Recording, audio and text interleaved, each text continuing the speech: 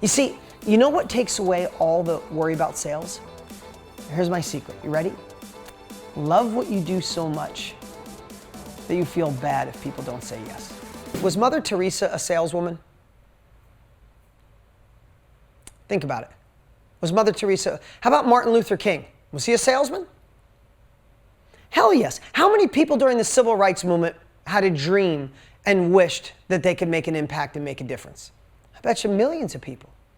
Martin Luther King sold his way into people's hearts. He sold his way onto streets. He sold his way into getting people to follow him, sold his way to make a movement that shifted forever. Mother Teresa, they said Mother Teresa would come to a city and want to do something in their city, and the town said, we can't, there'll be too many people. And she'd say, let me go speak to the leaders of this city. She'd go in, sit with them for an hour. They'd come out with their arm around her saying, anything we could do for her, we'll get it done. How? She was persuasive. She got them to take action. She got them to listen to them. She had to sell them. But if she didn't sell them, how many lives wouldn't have been affected? If Martin Luther King wasn't persuasive, could it have taken another 10 years to do what that man did? Right? So selling's not bad. Selling's bad when we associate it with if you got sold a bad car one time or someone was too pushy on sales. You watch too many movies as a kid that sales are like the cheesy car salesman. We got to get that frame out of our mind and realize that Agatha can't help people with eating plant-based, or Susan can't help women find their purpose and their courage and their confidence again. And every other niche possible can't help unless a transaction is made, right? I want to share a couple stories here. First, I pull this slide up. I showed this yesterday. I think it was yesterday. I showed Jamie Falahi. I said she did a course on eczema. I showed my little boy, Luca. She built a course. My wife bought the course. We didn't ask for it for free. Jamie didn't even know my wife bought it. And then I got to show another picture of my son. How could I not? There's my wife, Lisa. There's my little boy, Luca. Oh my God, I love that little kid. I'm sharing that because I love seeing him and I love that beautiful smile. But I want to let you know, you can take that down. I want to let you know, again, because I already showed this to you yesterday, selling isn't evil. What would have been bad is if something got in Jamie's way and she didn't sell that to us. You see, when you have something that could serve someone, I feel that you should be ethically obligated to extract it and share it because you allow them to go faster. You see, you know what takes away all the worry about sales? Here's my secret. You ready? Love what you do so much that you feel bad if people don't say yes. So we got to get this whole thought that selling is bad out of our soul. And it's not that it's bad. You feel like, it's a little uncomfortable. So I'm ready to block this completely. Ready? So I'm going to go through a little, I'm going to share something. If you're a part of our family, you've heard this story before. If you're new, then, it's like a joke. For those of you who haven't heard it, it'll be funny. For those of you who have, maybe it'll remind you that it's funny, right? But I want to tell you, my wife, Lisa, who you got to see a picture of, my beautiful wife, when I first met her, she's like, what do you do? Like she didn't know what I did at first. Then I started showing her. And then she came to an event. And I delivered at an event. I think it might have been a Tony event in Boston. We flew to Boston, or she met me there. She met me in Boston, and she saw me on stage. And at the end of stage, I made an offer of the course and training we were working on. And she's like, I got up stage. She's like, oh my God, baby, you are so amazing. You are so good. I wanted to buy it. Everybody wanted to buy it. And they were so happy that you sold it to them. She's like, I could never sell. That's not me. That's your thing. I'm glad one of us can sell in this relationship. And I knew she was full of crap. She was completely full of crap. Because my wife, for those of you who don't know, she was voted the top hairstylist in Arizona for like 8 out of 10 years. Made unbelievable money being a hairstylist. More than I ever thought someone could make. She has super high-end clients. She does hair extensions. I'm like, damn, you can make that much doing hair extensions? Oh my God, right? I already knew she was good at sales. And she's like, I can't do sales. I'm like, okay, babe. So I waited. I don't know if it was an hour, a day, or a week. But I remember getting her because she's enthusiastic. She's energetic. I mean, think about when you sell something you love. When you sell something you love, you're like, oh yeah, I went to this restaurant the other day. It was really good. You should go. I read this book. It was so good. You should read it. Or, I saw this movie. Oh my God, the man and woman, they fall in love. And it just filled my heart. It brought me back memories. Yeah, maybe you should see it. No, when you're like, oh my God, Myrna, I saw this movie the other day. It blew my mind. It was so good. They fell in love. It was so romantic. It made me go home and want to attack my husband. You got to go see it. When you're selling something you love, are you the worst version of yourself, or are you an enthusiastic version of yourself? You're like on fire, alive. Your eyes are this big. You're animated. Your hands are moving. Selling's amazing when you love what you're offering them. When you want that other person to have the same experience you did, it's never selling again. I sell you guys to be here. I want to sell you into Project Next because I know the experience you'll have. I'm full of enthusiasm. I love it when you say yes. I know I can help shift your life. When you love it that way, that's the way it feels. So anyway, back to my wife. So I set her up. I said, babe, what is your, she knows I love Italian food. My grandmother came from Italy and she made me, I just love Italian food. I love a nice Italian meal and one glass of red wine. And it's like, oh, that's kind of like comfort food for me because that's what my grandmother always had. So I said, where should we go? And she's like, this is my wife.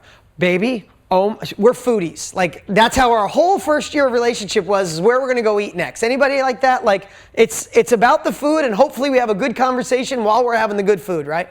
She's like, oh my God, babe, up north, there's an Italian restaurant. And they have to make the pasta themselves because it's like chewy. What do you call that? I'm like, al dente, like it's a little firm. She's like, yeah, the pasta's al dente. And they must cook the sauce all day because it's not super chunky. It's really smooth. I love when it's smooth. They come over with fresh Parmesan and they grate it over the pasta. And she's like, I don't eat a lot of meat, but the meatballs, she's like, they're so soft and they like olive oil. And like when you put your fork in the meatball, it just pops open and it's like glistening. And she's telling me, and literally, do you ever have somebody explain something so good that you're like, right in here, you're like it's watering in here, it's so good? She's telling me, she's like, I don't want to just go there to eat. I want to buy the recipe or buy the restaurant. I'm like, get reservations. Let's go right now. And I'm like, and by the way, babe, you're so full of crap. She's like, what do you mean? I'm like, you just sold me so hard on that restaurant. Like, I want to go this second, right? And she's like, wow, yeah. She's like, but babe, it's because I love it so much. I know you love Italian food. I said, yes. And you also love every woman that comes into your store and you want to make them look beautiful. My wife loves making women look more confident. She loves when a woman might come in with a little bit thinning hair, because my wife had, what is that called when sometimes you lose patches of hair? Somebody will come up with it.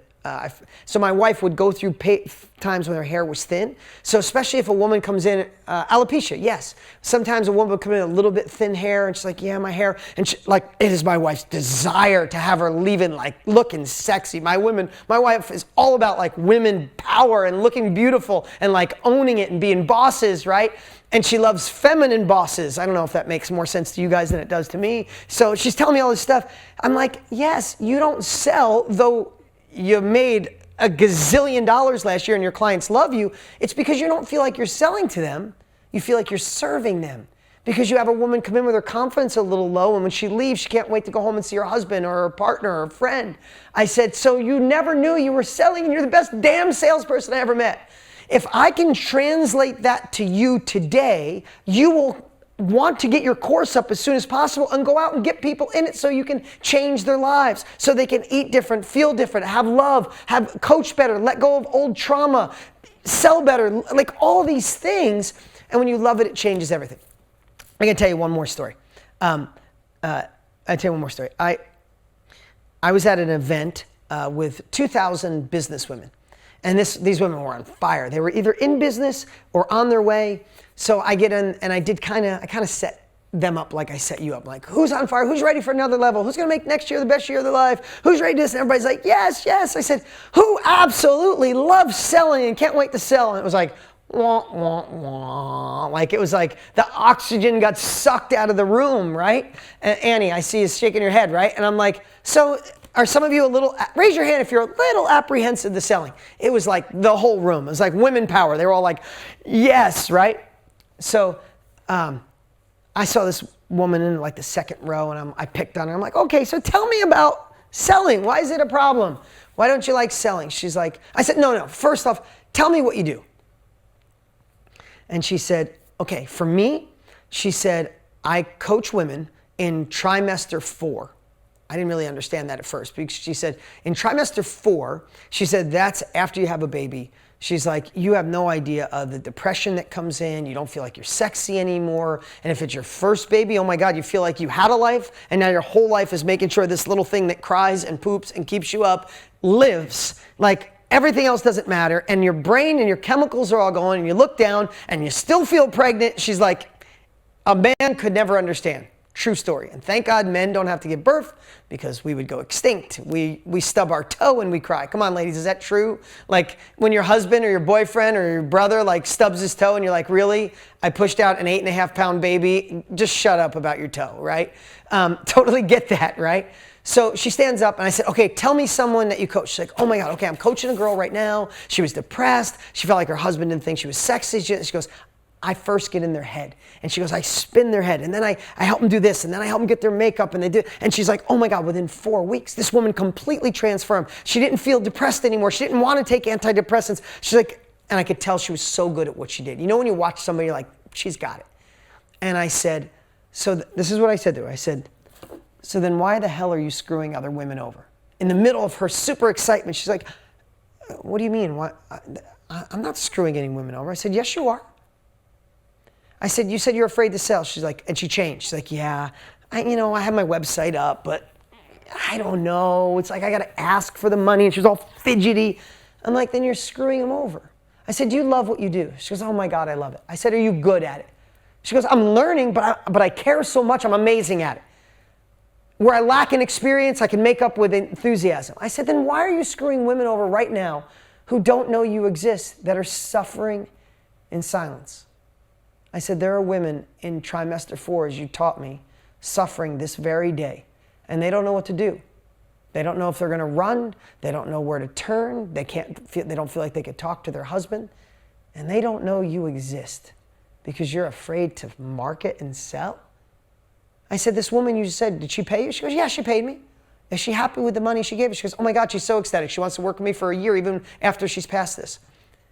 I said, then you're looking at it through your lens, while simultaneously you're not looking through them. There's women out there searching for you right now that need you. And only 2 things can happen if you don't market. You let women suffer in silence. She goes, I could never let that happen. I said then, and number 2, are there other people selling what you do and is not as good as you? She goes, I don't think they care as much as me. I said, so only 2 things can happen. They suffer in silence because they never find you, or they go to someone else who's really too hypey and sells, but they don't deliver what you can deliver. So either way, you are screwing those women over.